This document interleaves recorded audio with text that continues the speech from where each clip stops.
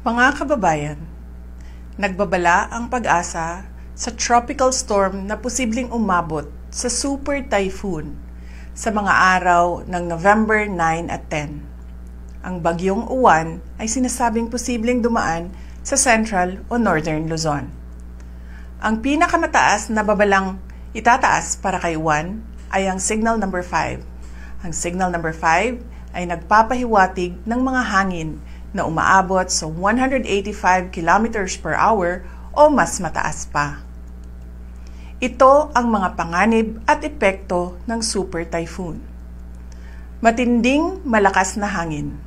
Ang ganito kalakas na hangin ay maaaring magpatumba ng mga puno, makasira ng mga bahay, lalo na ang mga luma o magagaan ang pagkakagawa, at magdulot ng pagkawala ng kuryente at komunikasyon. Pangalawa, malakas na ulan, pagbaha at pagguho ng lupa. Malakas na ulan ang inaasahan, lalo na sa gabi at sa araw ng paglapag ng bagyo.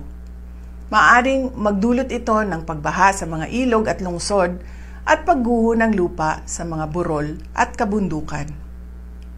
Pangatlo, storm surge.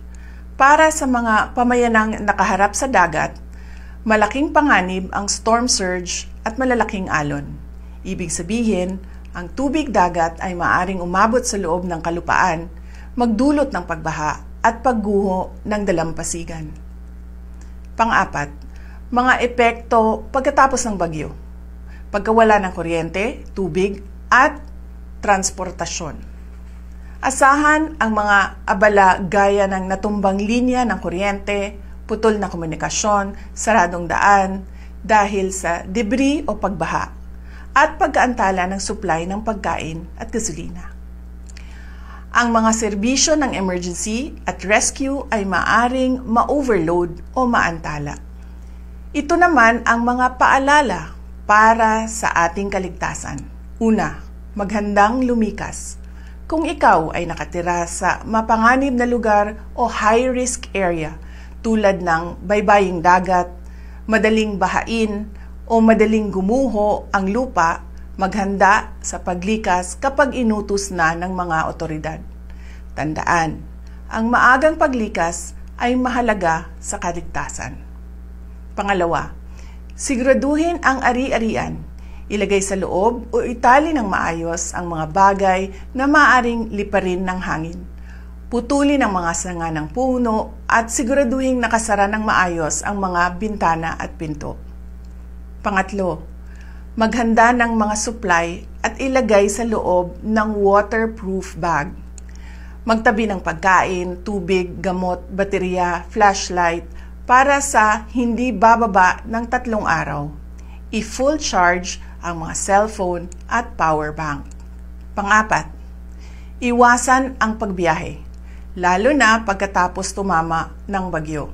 Maaring sarado ang mga daan at kanselado ang mga biyahe. Delikado ang pagguho ng lupa at pagkahulog ng mga puno. Panglima, lumayo sa baybayin, lalo na habang tumatama ang bagyo. Ang storm surge at malalaking alon ay maaaring nakamamatay. Pang-anim, magkaroon ng plano sa komunikasyon. Alamin kung saan magkikita ang pamilya kung magkawalaan sa paglikas. Pang-7, pag-iingat pagkatapos ng bagyo. Mag-ingat sa mga natumbang linya ng kuryente, mahihinang istruktura ng gusali, kontaminadong tubig o madulas o maputik na daan matapos ang malakas na ulan o pagbaha. Pang-8, tumulong tayo sa mga matatanda, may kapansanan at mga bata. At pang-9, subaybayan ang mga opisyal na ulat. Maaring magbago ang sitwasyon. Tutukan ang mga buletin mula sa Pag-asa at mga lokal na otoridad. Maghanda tayo habang wala pa ang bagyo para mapanigurado ang kaligtasan ng bawat isa. Mas mabuti ng labis ang paghahanda kaysa walang kahandaan. Syukran.